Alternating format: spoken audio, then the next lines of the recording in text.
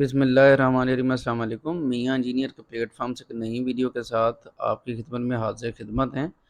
आज की वीडियो में मैं आपको बताऊंगा कि 40 ग्रेड 60 ग्रेड सरिया कौन सा होता है और कौन सा सरिया आपको इस्तेमाल करना चाहिए। 40 ग्रेड क्यों कहते हैं, 60 ग्रेड को 60 ग्रेड क्यों कहते हैं। तो ये वीडियो आज थोड़ी इंटरेस्टिंग होगी। और लैप लेंथ जो है वो कॉलमों के अंदर कितनी देनी चाहिए। कॉलम बेसिकली जैसे हम अपनी पंजाबी लैंग्वेज में पिलर भी कहने हैं जिन्हों, यानी कि वो पिलर में जो कॉलम के अंदर सरिया लगता है तो उसका जो है वो आप लोगों ने लैब लेंथ कितनी देनी है। अगर आप न्यू हैं हमारे चैनल पे तो हमारी चैनल को सब्सक्राइब करें और वीडियो को लाइक करें।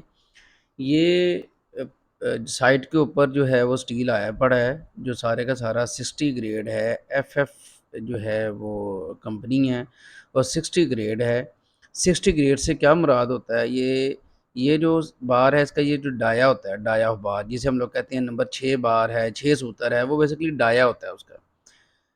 तो जो लोड कैरिंग कैपेसिटी होती है जिसे हम लोग कहते हैं कि जनाब ये 60 ग्रेड है जी, ये वो टेस्ट के ज़रिए मालूम करते हैं। जैसे लेबॉर्ट्री के अंदर हम लोग करते हैं, उसी की बेस पर हम लोग डिक्लेयर करते हैं कि ये 60 ग्रेड है या 40 ग्रेड है। इसके लिए हम क्या करते हैं कि स्टील सैंपल लेते हैं, उसको एक साइड पे ऐसे जैसे मैंने पकड़ा है, एक साइड पे पकड़ेंगे, दूसरी साइड पे पकड़ेंगे, इसके ऊपर हम जोर लगाएंगे, टेंशन लगाएंगे, तो ये एलोंगेट होगा। जब ये एलोंगेट होना शुरू होता है तो उस वक्त हम लोग जो है वो लोड की वैल्यू हमारे पास आ जाती है। उस लोड की वैल्यू को हम लोग इसके एरिए पे डिवाइड कर देते हैं। सर्कल का एरिया मालूम करने का हमें पता है कि पाई डी स्क्वायर बाई 4 या पाई आर स्क्वायर जो है वो एरिया होता है। उससे आप लोग इसकी जो है वो स्ट्रेंथ निकाल लेते हैं। यानी कि 60 ग्रेड का मतलब क्या है कि ये जो सरिया होगा ये 60,000 पाउंड पर स्क्वायर इंच जो है इसकी स्ट्रेंथ होगी। इतनी जो है ये स्ट्रेस बियर करेगा, लोड नहीं है। लोड में और स्ट्रेस में फ़र्क है। लोड हो, देखें लोड जो है वो उसके ऊपर जो टेंशन लग रही है, जो उसको खींच रही है दोनों साइडों से, वो लोड है। और जो उसकी अपनी कैपेबिलिटी है उससे उसके अंदर वाली साइड पे जो है उसे हम लोग कहते हैं ये स्ट्रेस है। यानी कि आपको कोई थप्पड़ लगाता है तो थप्पड़ के बाद आपके अंदर कितनी बर्दाश्त है। तो ये सेम टू सेम यही फिनोमेना होता है कि उसके अंदर स्ट्रेस कितनी है, वो कितना लोड बर्दाश्त कर, स्ट्रेस कितनी बर्दाश्त कर सकता है लोडिंग के अगेंस्ट।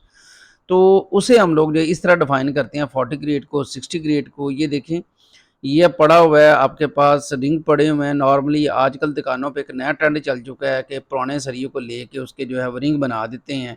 ये रिंग जो होते हैं वो लोकल सरिये के होते हैं, स्ट्रेंथ इनकी अच्छी नहीं आती। इसलिए जब भी आप साइट पे अपने रिंग बनवाएं तो रिंग को खुद बनवाएं, नंबर 3 सूत्र लेके 60 ग्रेड के या 40 ग्रेड के बनवा लें। रिंग का कोई इतना इशू नहीं होता, आप जो मर्ज़ी बनवा लें, लेकिन बनाएँ अपनी साइट के ऊपर।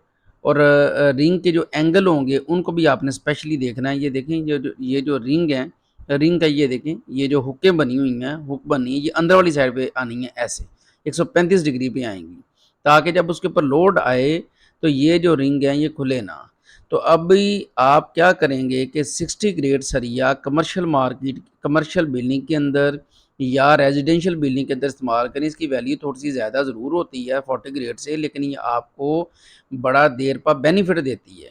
यानी कि अगर एक जो है 40 ग्रेड सरिया 100 किलो के ऊपर वो थोड़ा-सा यील्ड हो रहा है, तो ये जाके 150 किलो पे, यानी कि इसकी 1.5 गुना जो है वो स्ट्रेंथ होगी 40 ग्रेड से।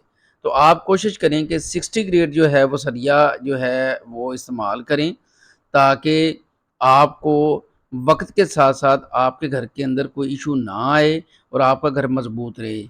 ये एफएफ का सरिया है और सरिया 60 ग्रेड का रेट भी थोड़ा सा ज़्यादा होगा। आपने 60 ग्रेड को प्रेफर करना है। जो टाइज बनानी है उनकी हुक बनाएंगे जब अंदर वाली तरफ बनाएंगे, जब आप लैब लेंथ लगाएंगे तो वो कंप्रेशन मेंबर जिसे हम पिलर कहते हैं, जिसे हम लोग जो है वो थंब कहते हैं, उसके अंदर जब आप लोग लैब, लैब से मुराद क्या है कि एक सरिया आपने काटा, सरिया काटने के बाद जब आप जोड़ लगाओगे, वहाँ पे जॉइंट लगाओगे, तो वहाँ पे जो एक दूसरे के साथ चढ़ाव होगा वो आपने किसी सूरत भी 40 डी, यानी कि जो आपकी बार यूज़ कर रहे हैं, अगर 1 इंच की बार यूज़ कर रहे हैं तो आपका ओवरलैप जो चढ़ाव होगा वो 40 डी के इक्वल होना चाहिए, यानी कि 40 इंच होना चाहिए आपका चढ़ाव।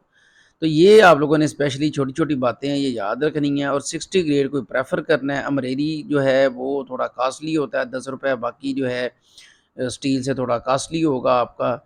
तो आप लोग एफ़एफ़, इत्तेहाद, ये जो हैं इत्तेफ़ाक, ये सारे स्टील अच्छे हैं। ये देखें, ये कॉलम है, कॉलम का ये नंबर 6 बार है। 6 नंबर बार को जब आप करेंगे, लैप लेंथ करेंगे, तो सपोज़ यहाँ तक 40D आएगी। ये नंबर 4 बार है, इसकी 40D थोड़ी ऊपर तक चली जाएगी। जो लैप लेंथ होगी, आप जितना डाया बार है उसको आप 40 से मल्टीप्लाई करोगे। उसके बाद देखें, ये आधी इंच की बार है, तो आधी इंच को 40 से मल्टीप्लाई किया तो 20 इंच आ गया, तो आप इसका 20 इंच का लैप देंगे। तो ये छोटी-छोटी बातें हैं। अब यहाँ पे देखें, कॉलम मैंने कास्ट बाद में करना है, पहले मैंने दीवारें बना ली हैं। इसका फ़ायदा भी है, नुकसान भी है। फ़ायदा इसका क्या है कि जब ये कॉलम कंक्रीट पोर होगी तो दीवारों में के साथ इसके दाढ़ों के अंदर फँस जाएगी, स्ट्रेंथ ज़्यादा आएगी। लेकिन उसका नुकसान क्या है कि कॉलम अगर सेटल होगा तो दीवार के अंदर क्रैक्स नज़र आएँगे। Thank you.